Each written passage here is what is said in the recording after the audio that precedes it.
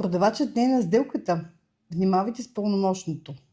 Какво трябва да проверите, ако продавачът не присъства лично на сделката? В такива случаи той си представлява от пълномощник. Но има един много важен риск. Не всяко пълномощно дава право да си продаде имот и не всяко пълномощно дава право да си получи продажната цена. Това трябва да бъде изрично записано. Затова проверката не се изчерпва с това дали има пълномощно. Трябва да се установи дали то е нотариално заверено, дали се отнася за конкретния имот и дали включва право както за продажба, така и за получаване на цената. Има още нещо важно.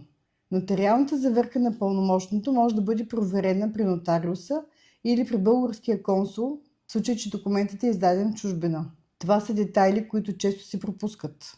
А именно те определят дали сделката е сигурна. За повече информация последвайте ни в нашите социални канали или си запазете час за консултация през нашия уебсайт.